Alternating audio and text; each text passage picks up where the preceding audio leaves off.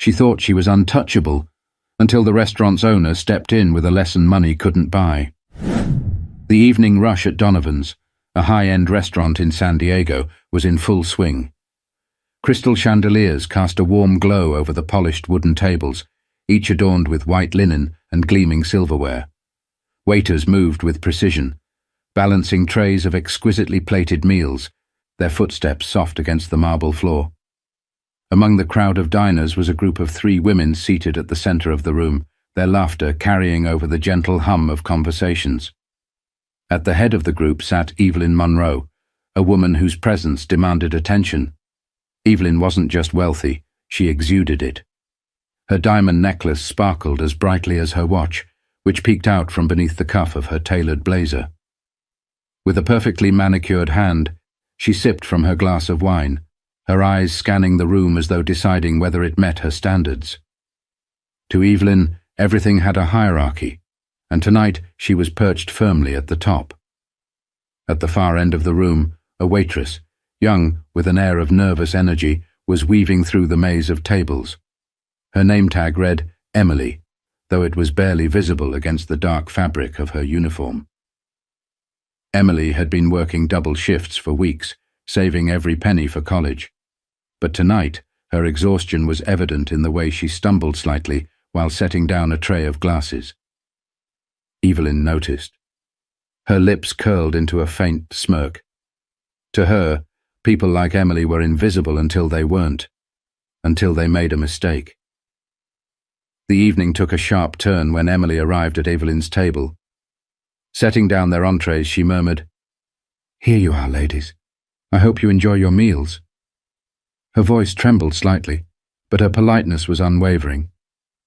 Evelyn raised a single brow, inspecting the plate in front of her.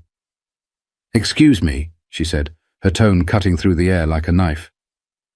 "Is this supposed to be medium rare? It looks closer to well done. And why is it taking so long? We've been waiting for what feels like forever." Emily blinked, caught off guard. I'm so sorry, ma'am. Let me take this back and—" "Oh, spare me the apology," Evelyn interrupted. Her friends exchanged amused glances, clearly enjoying the show.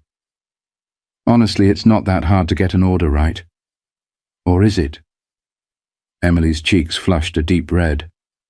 The room seemed to hold its breath for a moment, the tension palpable. But in the corner of the room, a man in a simple grey suit sat quietly watching.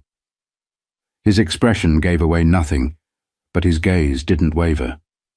But the moment was far from over, and what happened next would change everything. Emily's hands trembled as she carefully lifted Evelyn's plate from the table. She nodded politely, murmuring, "I'll have this fixed right away," and turned to head toward the kitchen. But Evelyn wasn't finished. "Unbelievable," Evelyn muttered, her voice loud enough for the tables around her to hear. "They hire anyone these days, don't they? I mean, how hard is it to carry a plate of food without looking like you're going to drop it?" Laughter erupted from her friends. Evelyn leaned back in her chair, clearly enjoying the attention. "It's like she thinks a smile and a stammer will earn her a tip. Honestly, I should report her for ruining the entire evening." At the kitchen door, Emily hesitated, her grip tightening around the plate. Her face burned, and she could feel tears welling in her eyes, but she refused to let them fall. She'd dealt with rude customers before. This wasn't new. But something about Evelyn's cold, deliberate cruelty cut deeper than she expected. From his table in the corner, the man in the grey suit observed the entire scene. His face remained impassive, but his fingers tapped lightly against the edge of his glass. His movements were slow and deliberate, as though he were considering every detail of what he'd just witnessed. Back at Evelyn's table, the complaints continued. "And did you see how she walked?" Evelyn scoffed, rolling her eyes. "Like she was barely holding it together. If she can't handle working in a place like this, she should find a job that suits her level, like flipping burgers." The surrounding diners were growing visibly uncomfortable. Some whispered to their companions, others glanced toward Evelyn's table with disapproval. One couple sitting nearby even exchanged a look before shaking their heads in silent agreement. But Evelyn was oblivious, or perhaps she didn't care. Emily returned moments later, carrying a fresh plate of food. She placed it down in front of Evelyn with as much composure as she could muster. "Here you are, Ma'am. I had the chef remake it for you. I hope this meets your expectations." Evelyn gave the plate a cursory glance before shrugging. "I suppose it'll do," she said, her tone dismissive. "But next time, try to get it right the first time. And for heaven's sake, learn how to carry yourself. You represent this establishment, and quite frankly, you're doing a terrible job of it." Emily forced a smile, her voice barely above a whisper. "Of course, Ma'am. I'll do my best." As Emily walked away, Evelyn turned back to her friends, grinning. It's amazing how people can be so incompetent, yet still think they deserve respect. At that moment, the man in the corner stood up. His movements were calm, almost calculated, as he made his way toward the restaurant's manager, who had been hovering near the bar. He leaned in close, speaking in a low voice, and the manager's eyes widened slightly. Evelyn, meanwhile, continued her conversation, unaware that her evening was about to take an unexpected turn. But the man wasn't just any diner, and his quiet intervention was about to shake the room. The manager, a middle-aged man with salt and pepper hair and a no-nonsense demeanor, nodded respectfully as the man in the grey suit spoke. It was a quiet exchange, but those seated nearby noticed the subtle shift in the manager's expression, from curiosity to something more serious. After the brief conversation, the man returned to his table, his steps deliberate and calm. Meanwhile, Evelyn had moved on to another topic, regaling her friends with stories of her recent vacation. "Oh, the Maldives were stunning," she said, twirling the stem of her wineglass. "You wouldn't believe how exquisite the private villas were. And the staff? Flawless, unlike what we've seen here tonight." Her words were punctuated with a smirk, and her friends giggled in agreement. Across the room, Emily was quietly restocking trays of glasses, her hands still trembling. She avoided looking in Evelyn's direction, focusing instead on her task. She had perfected the art of compartmentalizing her emotions during shifts, but tonight it felt nearly impossible. It wasn't until Evelyn and her friends requested the check that the atmosphere in the restaurant began to shift. The manager himself approached their table, accompanied by Emily. He carried a tray with a bottle of champagne and an envelope. Evelyn's eyebrow arched in confusion, though a trace of smugness lingered on her face. "Ladies," the manager began, his voice steady and professional. "Compliments of the house." Evelyn's friends gasped in delight, and one of them clapped her hands together. "Oh, how lovely." Evelyn leaned back in her chair, clearly pleased. "Well, it's about time someone recognized exceptional patrons," she said, shooting Emily a pointed glance. But the manager's next words silenced the table. "This gesture comes directly from the owner of Donovan's," he said, placing the envelope in front of Evelyn. "He's been observing your experience tonight and wanted to personally address it." Evelyn's smile faltered. "The owner?" she repeated, her voice tinged with surprise. Before the manager could respond, the man in the grey suit approached their table. The room fell silent as diners turned to watch. He stood there, his posture relaxed but commanding, and offered a polite smile. "Yes, the owner," he said, his voice calm but firm. "My name is Charles Donovan, and this is my restaurant." Evelyn's jaw tightened, her cheeks flushing slightly. "Oh, Mr. Donovan, I didn't realize." She trailed off, clearly scrambling for words. Charles gestured toward Emily, who stood quietly to the side, her gaze fixed on the floor. "Emily here happens to be my niece," he said, his tone still even.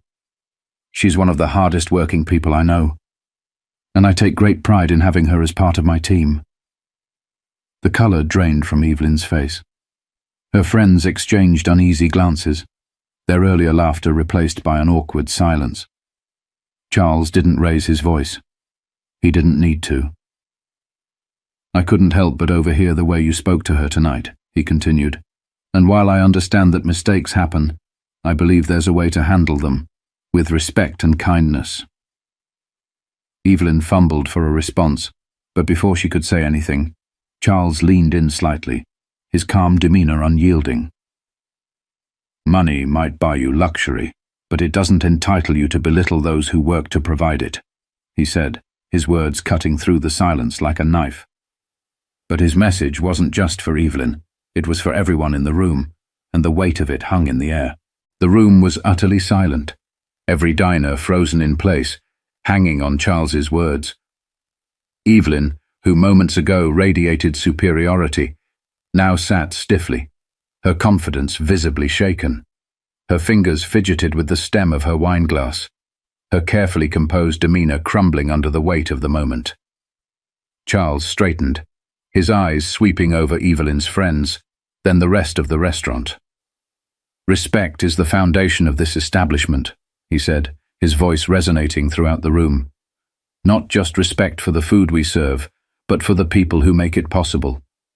The chefs, the servers, the dishwashers. Every single one of them is integral to what you all enjoy here tonight." Evelyn opened her mouth as though to respond, but no words came. Instead, one of her friends shifted uncomfortably, breaking the tension. "I'm sure Evelyn didn't mean any harm," the woman offered weakly, her voice barely above a whisper. Charles tilted his head slightly, his gaze unflinching. "Perhaps not," he said, his tone measured. "But intent doesn't erase impact. Words have power, and when they're wielded carelessly, they can leave lasting damage." He turned to Emily, who had been standing off to the side, her face a mix of embarrassment and quiet gratitude. "Emily, you handled yourself with professionalism and grace tonight, even under unfair scrutiny. I want you to know how proud I am of you." Emily blinked back tears, nodding slightly. She didn't trust her voice enough to speak, but her gratitude was palpable. Charles then shifted his focus back to Evelyn. "Now, as for you," he said, his tone losing none of its civility, "I could ask you to leave and not return. But I believe there's a better lesson to be learned here." Evelyn's eyes widened slightly, and her friends exchanged worried glances. Charles gestured toward the champagne bottle the manager had brought over earlier. "This was meant to be a gesture of goodwill," he explained. "But instead, I'll be donating its value, and your entire tab, to a local organization that supports young women like Emily who are working hard to build a better future for themselves." Murmurs rippled through the restaurant. Some diners nodded in approval, others exchanged glances of surprise. Evelyn finally found her voice, though it wavered. "Mr. Donovan, I think this is a bit extreme. I didn't mean to—" Charles held up a hand, silencing her gently but firmly. "This isn't about punishment, Mrs. Monroe. It's about accountability. And I hope this moment gives you an opportunity to reflect on the kind of legacy you want to leave behind." His words were calm, but they carried an undeniable weight. Evelyn looked down at her hands, avoiding his gaze. Her friends sat in uneasy silence, clearly unsure how to respond. Charles took a step back, addressing the room once more. "Let tonight serve as a reminder to us all," he said. "Kindness costs nothing, but it can mean everything. You never know what someone is carrying or who might be watching." The room erupted into soft applause. It wasn't raucous or dramatic, but it was genuine. Patrons nodded in agreement, some even smiling at Emily as if to silently show their support. Evelyn, however, sat frozen in her seat, her earlier bravado reduced to silence. She wasn't used to being challenged, much less in public, and the experience left her visibly shaken. Charles turned back to Emily. "Take a short break," he said gently. "You've earned it." Emily hesitated, then nodded, slipping away toward the back of the restaurant. As she disappeared through the kitchen doors, her posture seemed a little straighter, her steps a little lighter. But the lesson didn't end there. The ripples of this moment would carry far beyond the walls of Donovan's.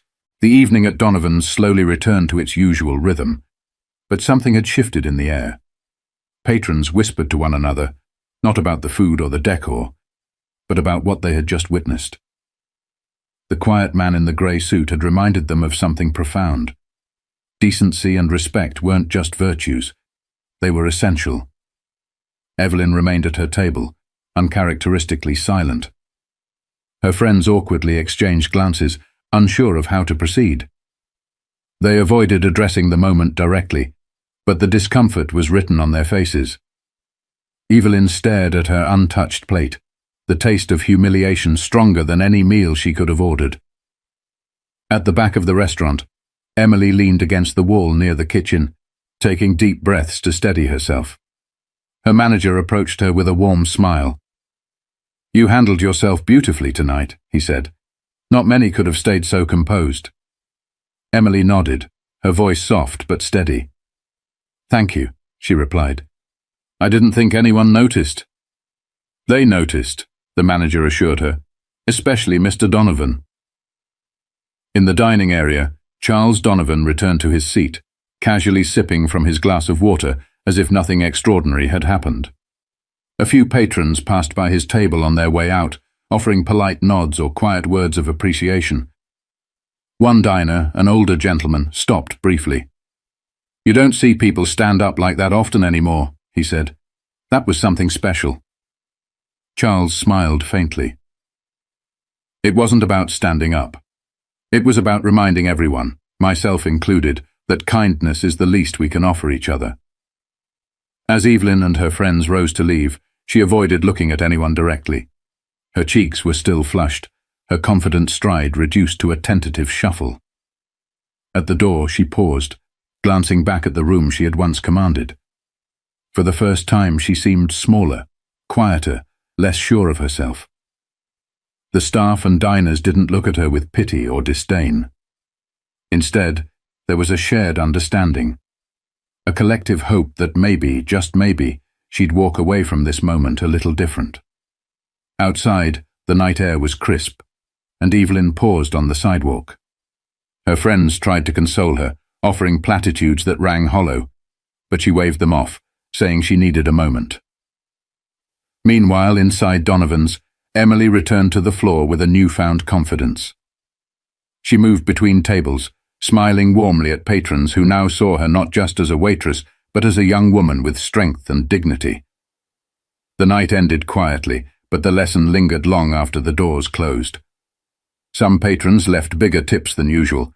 Others exchanged kind words with staff they might have overlooked before. And Evelyn? She walked away humbled. Her world shifted in a way she never anticipated. Charles watched from the window as the last guests departed. He didn't smile, didn't gloat. He simply sat there, satisfied that a small but important point had been made. Because at the end of the day, it's not about wealth, status, or power. It's about how you treat the people who cross your path, no matter where they come from or who they are. And maybe, if we all remembered that, the world would feel a little kinder. If this story resonated with you, share it with someone who might need a reminder about the power of kindness. And don't forget to subscribe for more stories that inspire reflection and change.